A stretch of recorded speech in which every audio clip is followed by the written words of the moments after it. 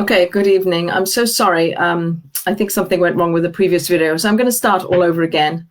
I would like to know if somebody could tell me if this is recording. Somebody could just post a note to say if it's recording. I'm going to start again. This week's Torah portion is actually, there's two Torah portions we would be reading if we had a synagogue to read them in, but we don't have a synagogue to read them in, so we're not reading in the synagogue. There are two Torah portions that we are about to read. One of them is called Achrei, and the other one is called Kedoshim.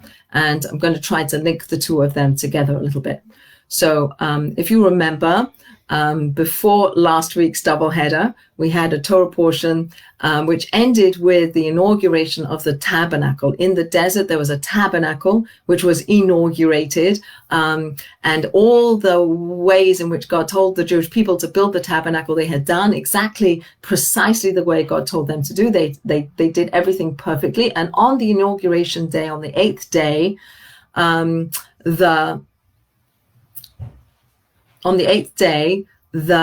the Moses confers upon Aaron, his brother, and his descendants that they will become the priests in the tabernacle. They're the ones who are going to do the service in the tabernacle. And as a quote unquote a reward for having done everything perfectly and exactly in the specifications in which God had said, then God's presence descends upon the tabernacle. And there's this amazing inauguration day on the 8th day, where the people are joyous. It's amazing. God's presence is coming down as evidenced by the fire and the smoke and the clouds. And there's a lot of excitement and everybody's very happy. On that day, Nadav and Avihu, who are two of the sons of Aaron, the high priest, they come into the Holy of Holies with an offering that was not required of them, not asked of them. God did not ask them for this offering. They bring it anyway. They have a desire, says one of our commentators, to come close to God. And so they bring it on their own without being asked.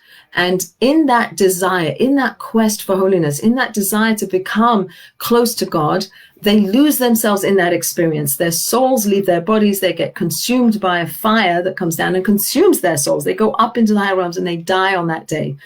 And that's why this week's Torah portion, we had a little bit of a digression in last week's Torah portion, but this week we have the death of Nadav and Avihu, and now we have the Achrei, after the death of Nadav and Avihu. So what happens? Aaron continues to minister on this inauguration day. He doesn't take time out. He's not allowed to take time out to go and grieve. We could talk about that. But, it's interesting when you talk about, here we are, we've gone from Yom Zikaron to Yom HaAtzmaut, and there was this day in Israel of remembering all of us remembering the people who fell during battles to fight for the Jewish people, fight for the land of Israel. That was a day of remembrance, remembering people who had deceased and had died. And we remember those people and we mourn for those people. And here's Aaron on that day, who was unable to actually mourn on that day. He had to continue the service. He had to do what he was given the job to do. And there's a part of him that said, this is my job. This is something I have to do. I have to do this. And I'm going to hold both of these realities. I'm going to hold the reality of the loss of my two of my children. I'm also going to continue the work that God wants me to do. I'm continuing to bring the divine presence and do the avodah, do the work that was required of him in the tabernacle. So he holds those two things. When he entered into the Holy of Holies on Yom Kippur, and that's what we read about after the death of Nadav and Avihu, we have the Yom Kippur service. We read all about the atonement and all the different things and sacrifices and so on that Aaron and his sons would bring as a way to atone for all the sins of the Jewish people. So I'm going to just go over the idea of a sin. So a sin, in my mind, has a very Christian connotations, and what I understand, perhaps sort of present a Jewish take on what it means to quote unquote sin. It means to miss the mark, like the idea of an arrow that's aiming towards the bullseye, right? So if it goes straight into the bullseye, you've hit the mark. You've done the right thing. It's gone right in. That's correct. You've done the right thing. You've hit the mark. If you miss the mark, that's an avera. You've missed the mark. You haven't thrown your arrow into the correct place. You've missed. And that's the idea of an Avera, like you did the wrong thing. You didn't put it in right. And we talked last week about the person who is afflicted with saras, who has a skin condition, the physical condition that's a manifest from their spiritual failings, right? So it's a sign. It says you're doing something wrong. You have to fix that. You have to fix that. And if it's lashon hara, if you did bad speech, if you slandered someone, if you gossiped at somebody, you undid the social fabric, you have to leave the camp. When your affliction goes away and when you've done the required work, you can come back. What's the required work? That's the Yom Kippur service. The required work is recognize you did something wrong.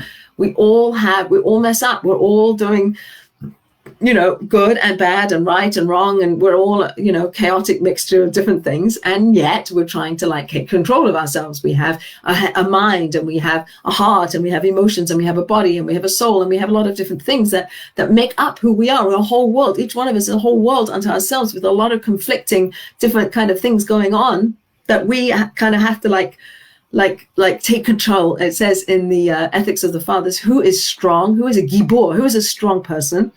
It's not the one who can lift the biggest weights. The strong person is the one who can control himself, who can be in control of his emotions, be in control of his actions, be in control of his mouth, be in control of what he eats, etc. That's a strong person. Can I take control of myself? Am I able to bring it all together and kind of hit the mark, right? And yes, sometimes we will, and sometimes we won't. And when we won't, God's built into the fabric of the world the capacity for us to do teshuvah, for us to fix it, for us to take something we did wrong and we feel bad about it, and we understand we did it wrong. So we say, I did this wrong, I really feel bad about it, and maybe we have to make some kind of restitution. But at the end of it is, once we've verbalized, we made a confession, I did this wrong, and then I don't want to do it again. I'm going to regret it. I'm going to feel remorseful.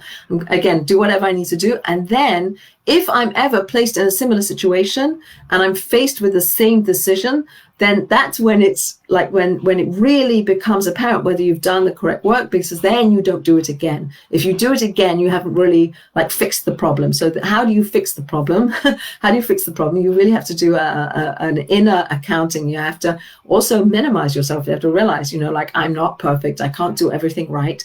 And I'm going to try to do my best, and I'm going to mess up. I'm going to be kind when I mess up, right? I'm not going to berate myself, but I'm going to acknowledge it. I'm going to confess it. I'm going to feel remorseful. I'm going to try not to do it again. And that's the setup. Then we get a Yom Kippur. We get a day set aside for forgiveness, where God says, I'm going to set aside a day where you can start all over again. You can start all over again, like who you are, what you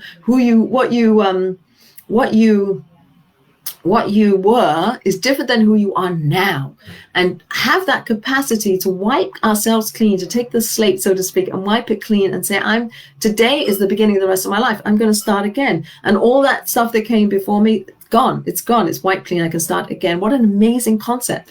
And God's telling us about the work that the avoda of the work that the priest would do in the tabernacle and then in the Holy Temple in Jerusalem, to help us reach that level of wiping the slate clean, reach that level of atonement. So one of the things that the Kohen would do on that day in the tabernacle or in the Holy Temple was there would be 2 goats. So there was a goat, identical goats. They looked like twins, identical twin goats. And they would cast lots. So there would be a certain amount of kind of like God in charge of which goat gets sacrificed for God, and which goat then is led into the Judean desert, led into the wilderness and released. And that's the concept of our scapegoat. We have a concept of conferring. Aaron would confer onto this goat our sins, our averos, or the things that we did that missed the mark, that kind of changed the energy of the universe. He put all that onto this goat. And then the goat would go off into the wilderness, and we would be absolved of that. So symbolically, we were shedding all that stuff, get rid of that so we can start again. We do that on Rosh Hashanah. It's become quite popular for people to go to a body of water and throw bread or whatever. But essentially what we're doing is we're throwing away, get rid of all that shtus, get rid of all that negativity, get rid of all the things that take me off the mark so I can start again. What an amazing concept that we have, that we can be clean. So the Kohen Gadol was the one who would be in charge of these 2 goats, and he'd be in the tabernacle, and he would be wearing on that day amongst other clothing. So regularly the Kohen Gadol, the high priest, would be wearing clothing that had gold in it. It would be a mixture of white and gold and other things, other fineries. Except when he went into the Holy of Holies. And when he went into the Holy of Holies, he was only dressed in white. And there were white garments. So white is the color of marriage, right? So a bride is getting married, wears white. We have that concept of us kind of like being like a new bride and marrying God, so to speak.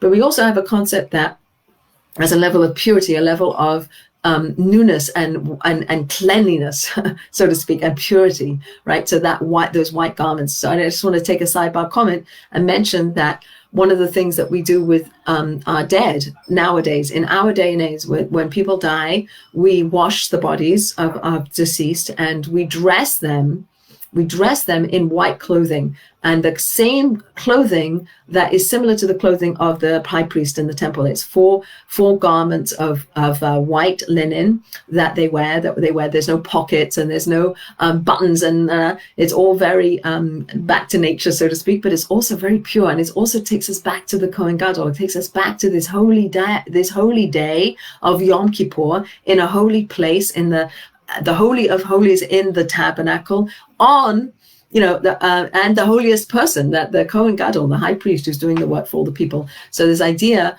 that there's holiness that exists in time and space and people. So the Kohen Gadol at that time, on that day in that place, the holiness. So what's holiness? So after the Torah portion after Achrei Moses is called Kedoshim, which means holiness. So I want to talk about holiness in 1 second, but I just want to finish this concept of what was happening on Yom Kippur. So after the death, Achrei Mot, after the death of Aaron's two sons, Nadav and Avihu, after he's unable or not in a space where he can actually mourn, there's a silence. He continues the service, and he's looking for the spirituality in the way that God tells us to do the spirituality. Here's what you do. Here are the offerings they bring. Here are the goats that you do. This is what you do, and it's all depicted in the Speak Torah portion.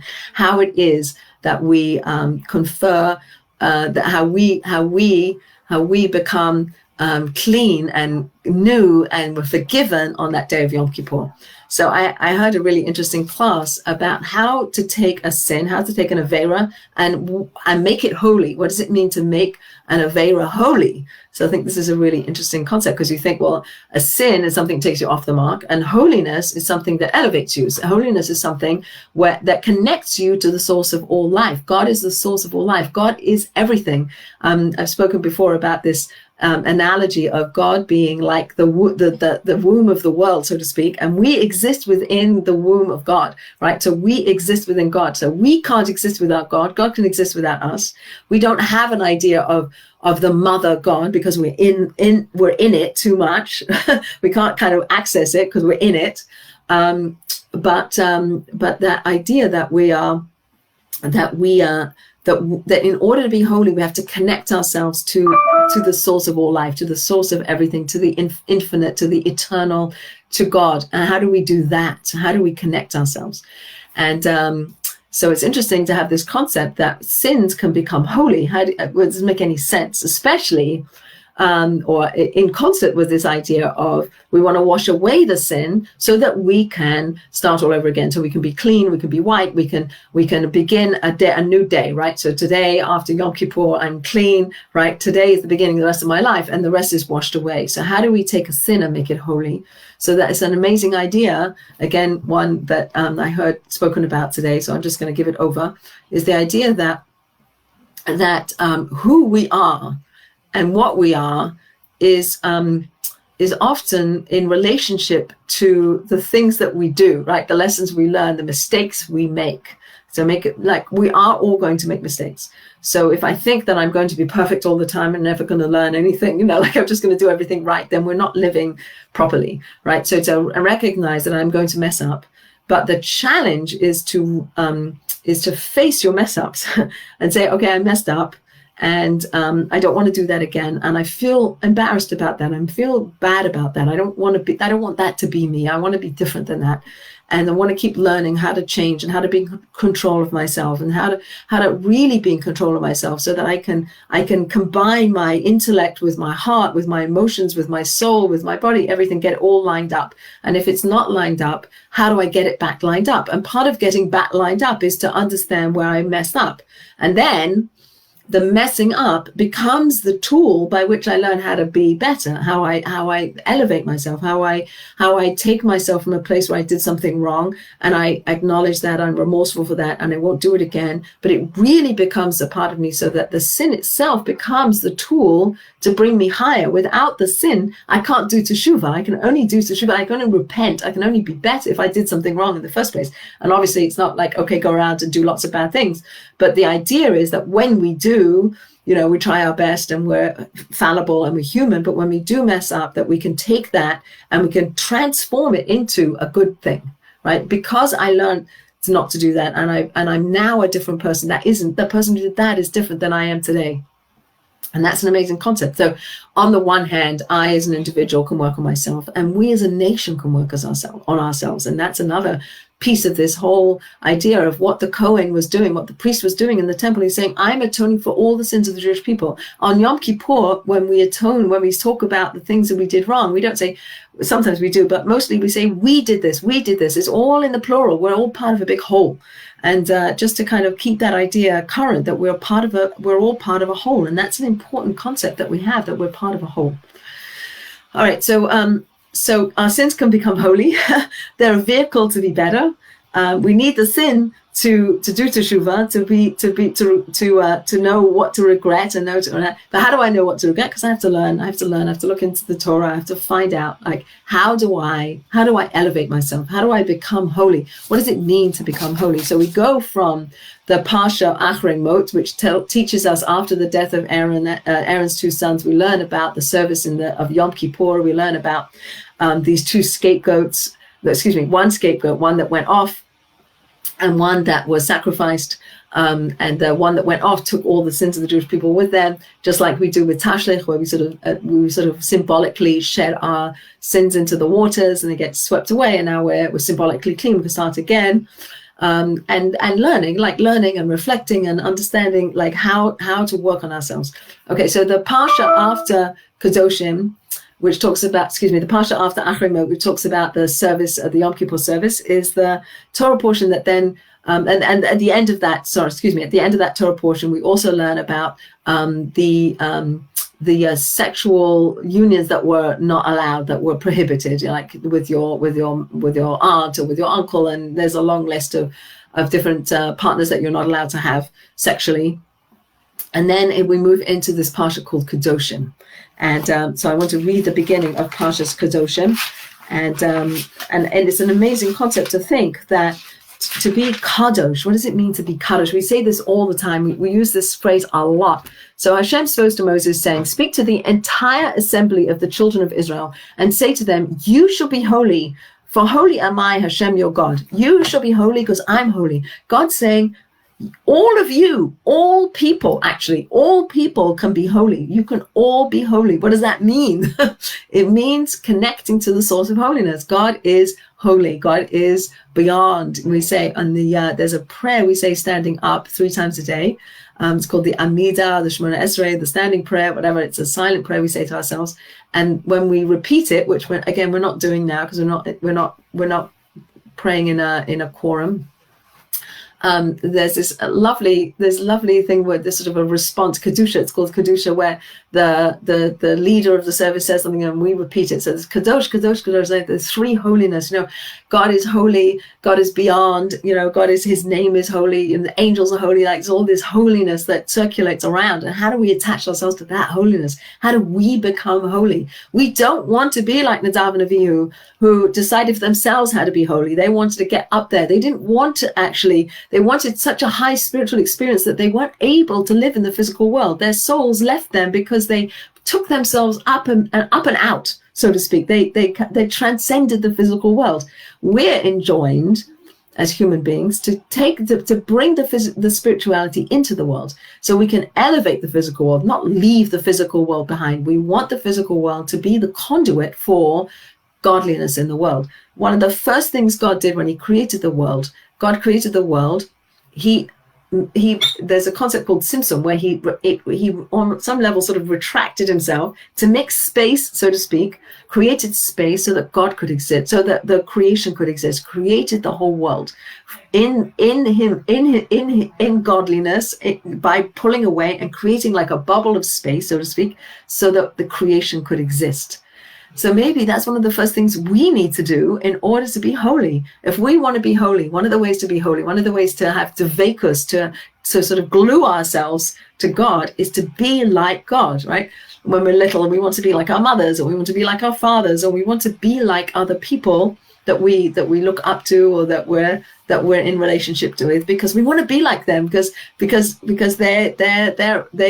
seem to be like the people we want to be like, right? And we still do that today. Like, we want to pick the people that we surround ourselves with because we'll be influenced by them. We want to be like the people who do the people that we want to be like. Those are the people I'm going to surround myself with because I'll be like them. So if I want to be like God, if I want to attach myself to God, I have to, somehow be a conduit for godliness in the world. How do I do that?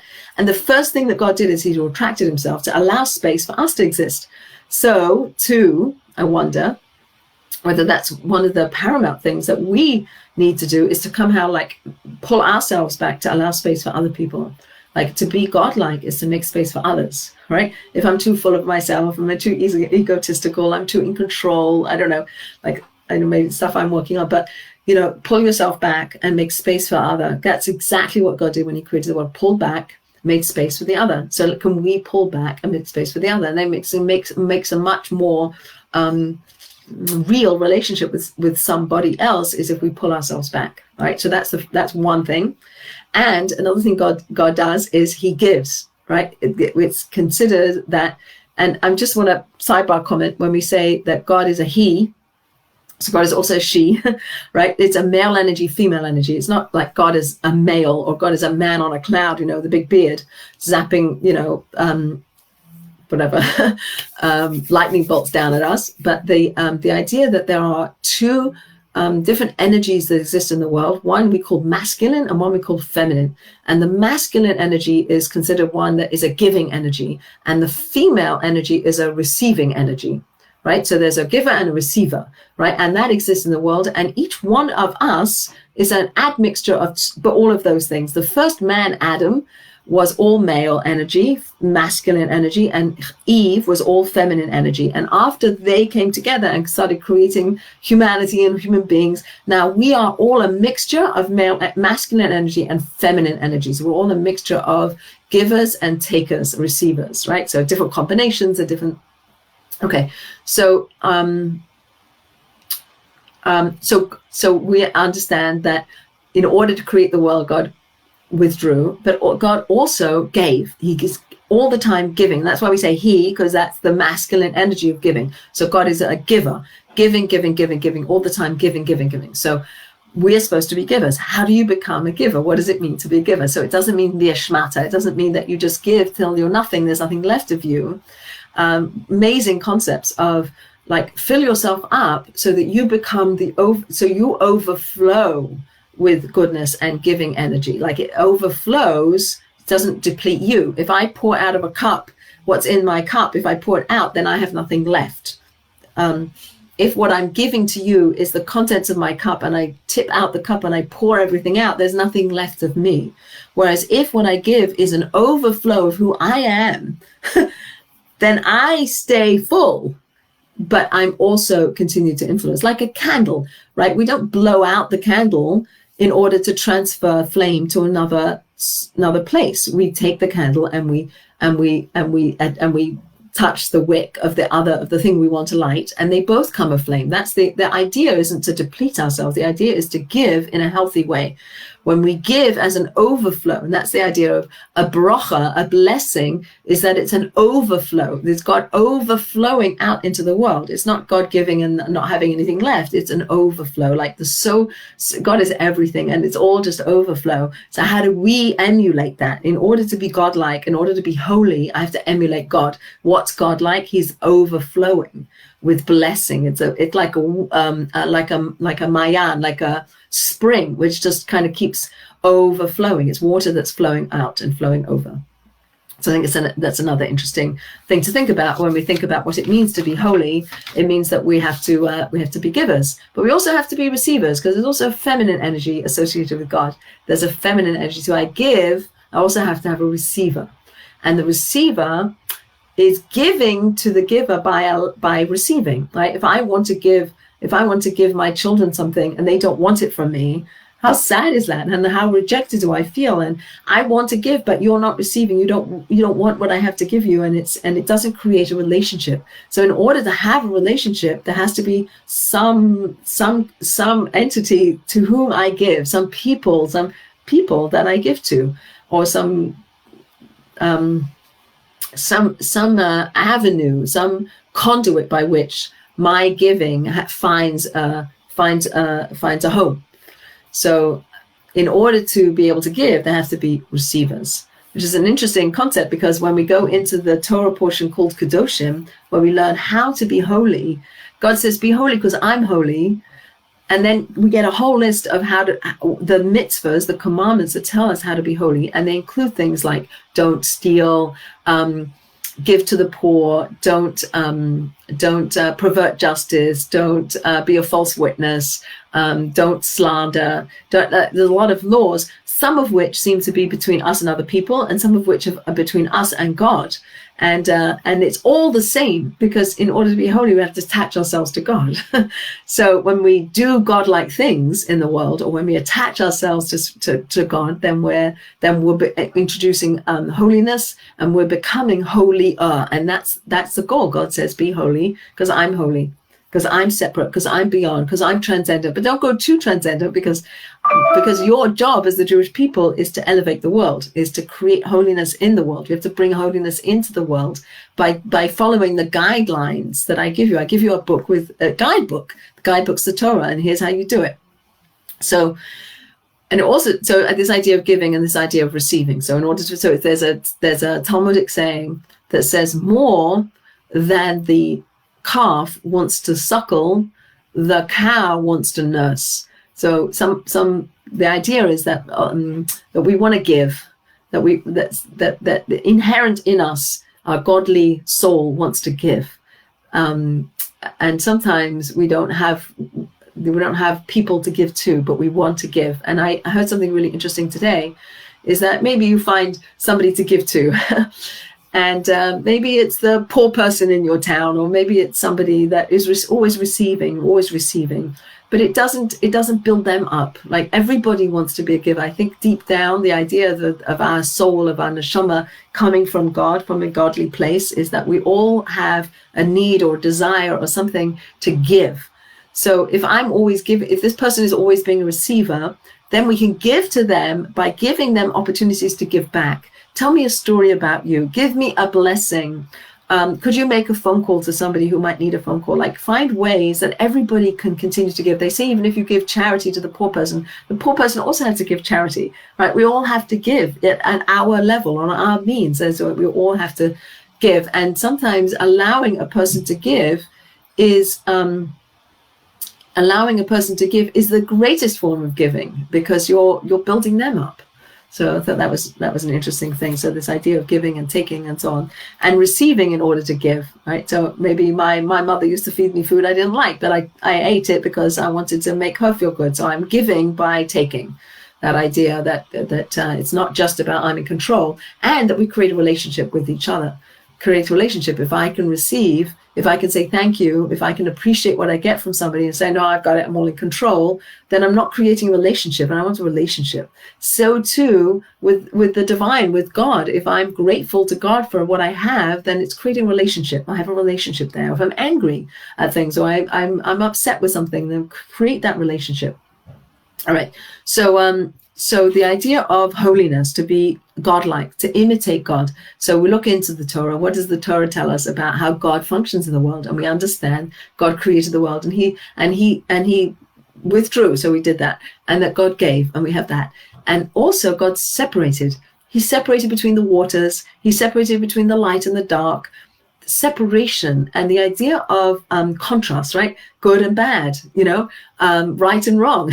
there's distinctions and separations, and again, the Torah is telling us, eat these foods, don't eat those foods. This day is a holy day. This day isn't a holy day. Sabbath is a holy day. Treat Sabbath differently. Your parents have a different relationship with you than anybody else. There's in the Ten Commandments, and again repeated in this week's Torah portion, is the idea of loving and fearing your parents. Your parents give you life. God and your two parents, your mother and your father, those three are your creators, and you have a responsibility to fear and love them. And so the idea of fearing and loving your parents is built in as a sort of a stepping stone to then having that relationship to God. So I think that all of these mitzvahs, all of the things that are delineated in this week's Torah portion, some of them might well be things that we would come up with on our own to create a functional society.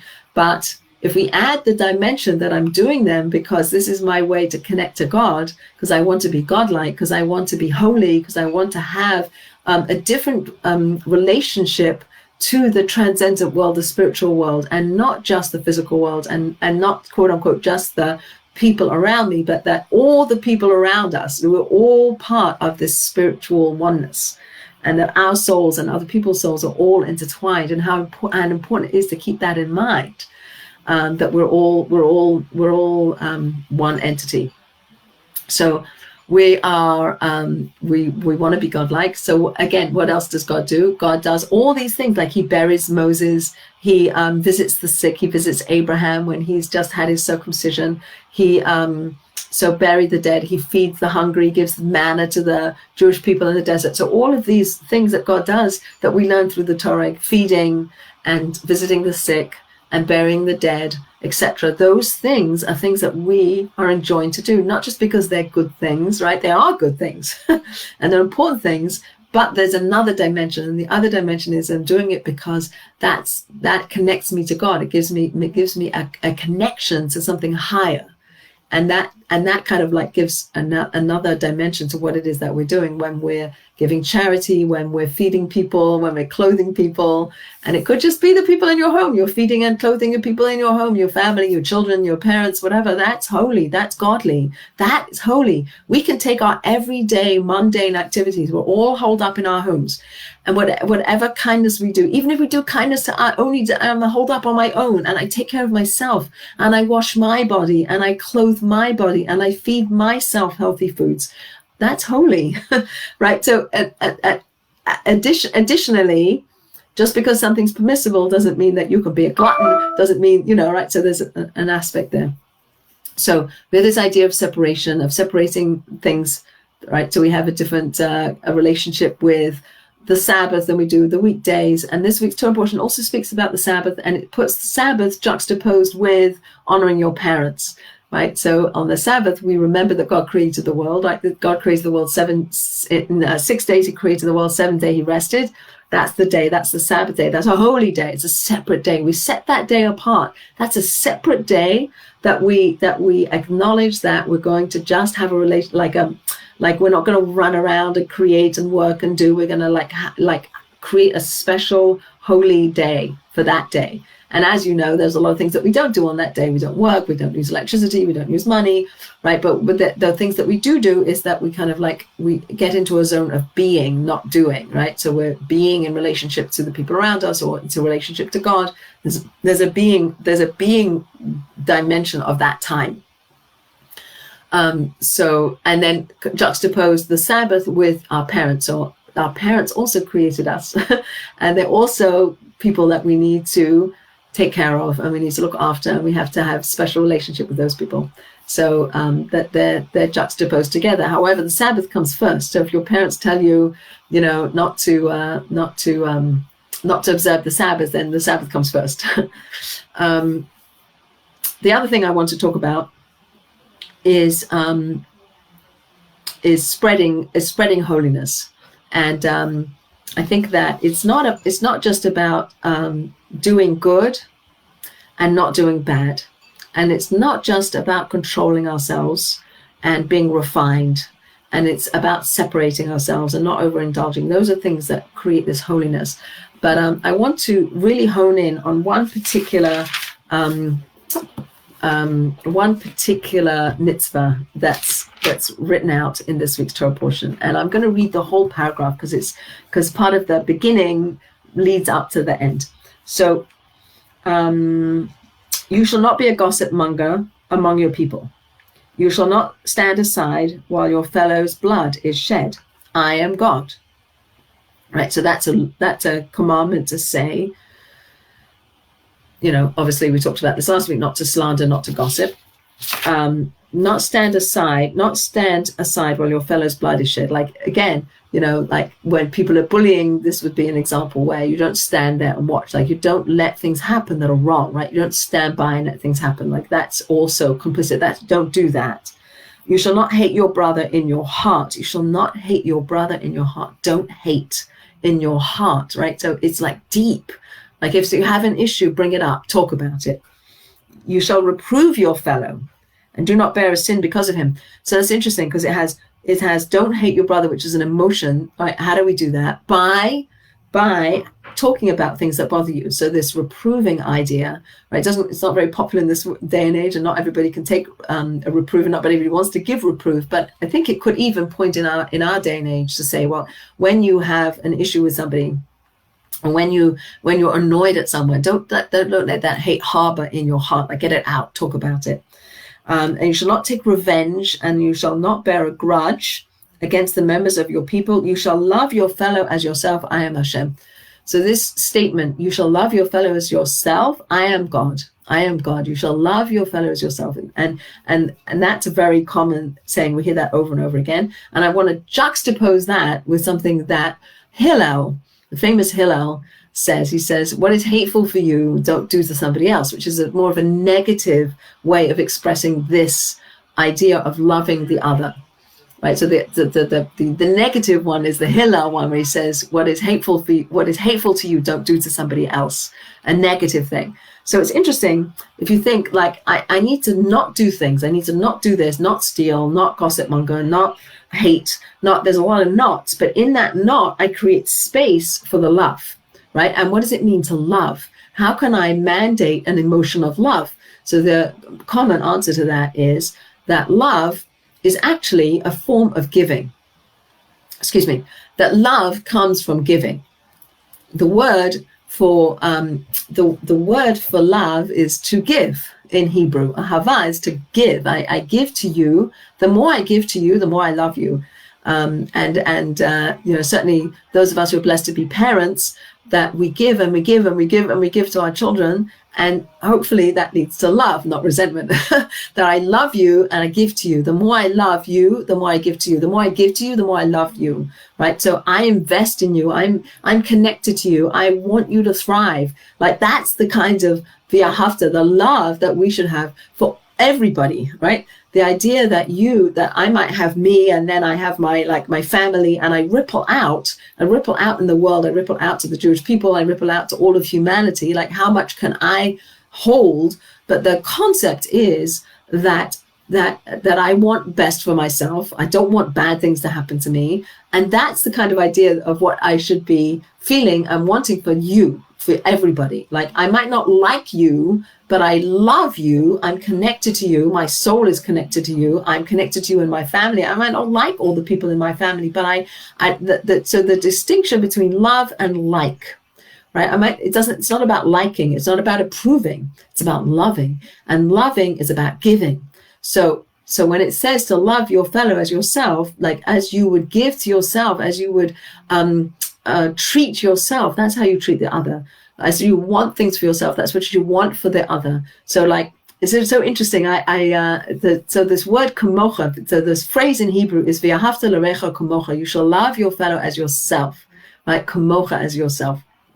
So the only other time that word comes up in the Torah, kamocha, is when Judah is coming to Joseph, who is the viceroy of Egypt. If you remember going back into the Torah reading where we read about Joseph as being the dispenser of food to all the people as the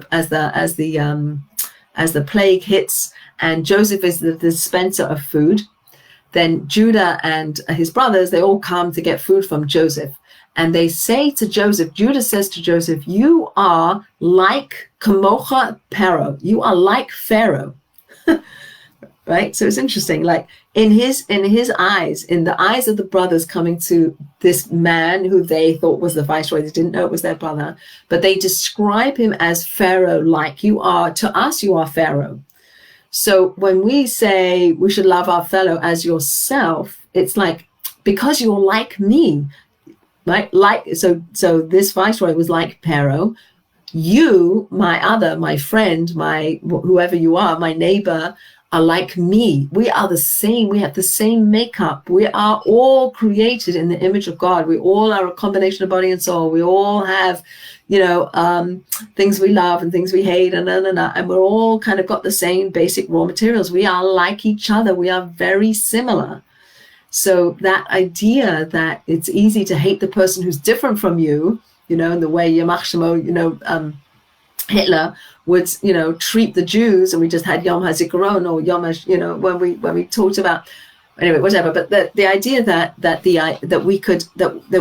we can treat another human being like an insect or like a vermin or less than another human being, and what this statement is saying is that you shall love the other, your friend, because they're like you.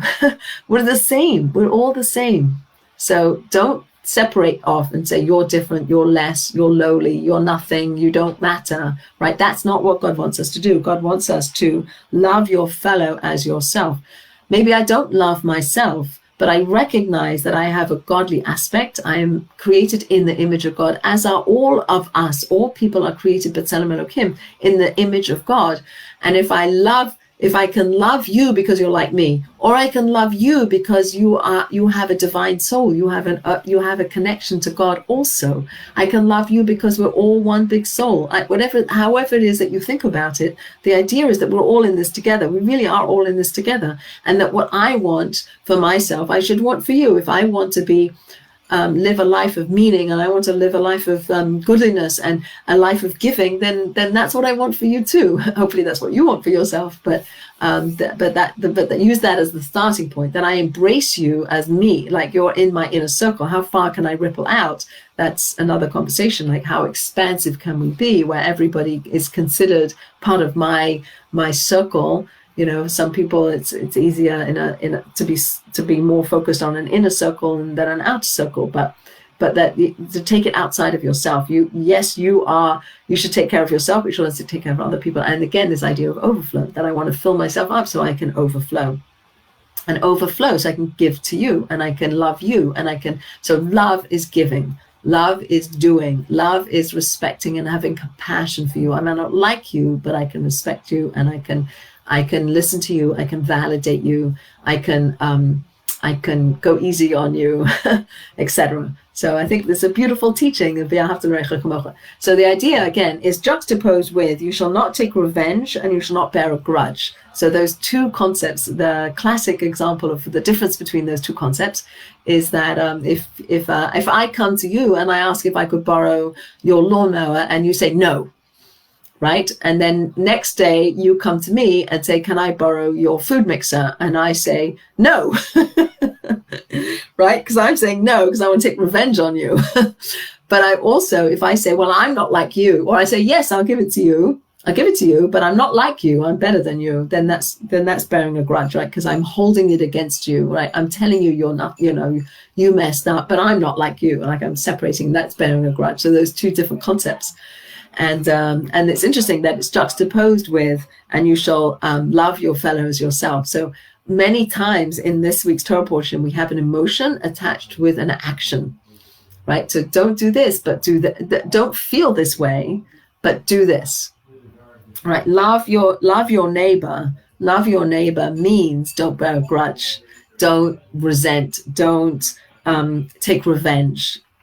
So they're linked that way. But I think it's also interesting to say that that the word for friend, l'recha, has in the middle of that word is the word ra, is like a somebody who does bad, right? V'ahavta l'ra'acha, like the person who does bad. So as much as I might also want to say, well, you're different, you're not somebody who does good, then God's saying, no, you got to be careful, right? We're all created in the image of God. We all have to find a way to give and to be loving towards people, even if they're not doing the right thing. So again, we go back to last week's Torah portion, was this person who was afflicted with the skin ailment that was a manifestation of a spiritual ailment, that we were enjoined to pray for that person. We could say, well, you brought it upon yourself. You did the wrong thing. You were gossip mongering. I don't want to have anything to do with you. No, God's saying, no, don't do that. Pray for that person. That person is still part of your world and part of your people and part of your soul and part of the Jewish people. And we want you back. We want you to come back. We want to fix everything. We want to go out, figure it out, do teshuvah, get rid of the ailment, get rid of the spiritual, dysfunction, and come back and be part of the whole, because that's the unity that we're looking for. So kedusha, moderation, keeping order in the world, linking ourselves to God, who is the source of everything, separating from things that are negative, clinging to God through good deeds, through being godlike, through doing the mitzvahs, wanting to be holy. So many of you might know that sometimes when we do a mitzvah, we start with a blessing. Baruch atah Hashem Elokeinu melech olam asher kedishanu b'mitzvotav, who has commanded me, asher kedishanu, commanded me to do the mitzvah, and the mitzvah will make me holy. Right? When I light Shabbat candles, I'm going to bring Shabbat into the home. I'm going to elevate the home. I'm making a blessing. I'm lighting candles. I could be lighting candles any day of the week, but I'm saying a blessing. I'm bringing God into the equation. I'm bringing God down. I'm saying when I do this, I'm linking myself to God. God commanded me. We have an amazing concept that says that when God commands you to do something and you do it because God commanded, it's a higher level than doing it because you want to. Right? You might want to as well. I'm not diminishing that you want to, but if it's commanded and you want to, then it takes it up a notch, because what you're doing is you're doing the action because God's saying, if you do the action, it'll elevate you. It'll connect you to the divine. So I want that. I want to be connected to the divine. I want to be part of a bigger picture. I'm in my little home. I'm not going very far. I'm not going anywhere. And I could think to myself, I'm not doing anything. I should be out there doing things and going places. Well, on some level, perhaps this Torah portion is telling us you can be kadosh, and in fact, maybe work on being holy in your own home, in your own home, with yourself, with your friend, with the people in your home, whoever's in your home with you, or just by praying, or by lighting the Shabbat candles, or making kiddush on Shabbat. I don't know, whatever it is. Like, there are so many ways of being connected to God in our own homes, and there's nothing bigger than that, because we're not taking anything with us. When Aaron when Aaron's two sons died and they were buried, right, their souls left them. What do you take with you? You don't take your stuff with you. You take with you what the goodness you put into the world, and the godliness that you've brought in through who you are and what you do and how you speak and what you eat, and all the mundane parts of life. All the mundane parts of life can be elevated to a spiritual and a holy level. And I think that's an amazing concept, that we can be holy and we can work on our holiness at home right now. And maybe there's nothing more important, and maybe that's what we're supposed to be doing right now. We're supposed to be working on that because we had all these other distractions that were taking us away. Right? Listen to a Torah class. There's so much online now to listen to Torah classes, to connect us to the light that's in the Torah, to connect us to the light that's in our traditions, and it's bright, and we can bring that brightness out into the world. I want to read a few other ones that really struck me. So one of them is that you shall not engage in any kind of sorcery or divination or access tarot cards. Don't look into the future. That's not for you to do. And one of the things that happened many years ago after I had a child who died was that we were contacted by one of these TV shows to be on the TV show with somebody who could apparently get into contact with the deceased souls of children, and they wanted parents on the show who would then be able to speak to their children's souls.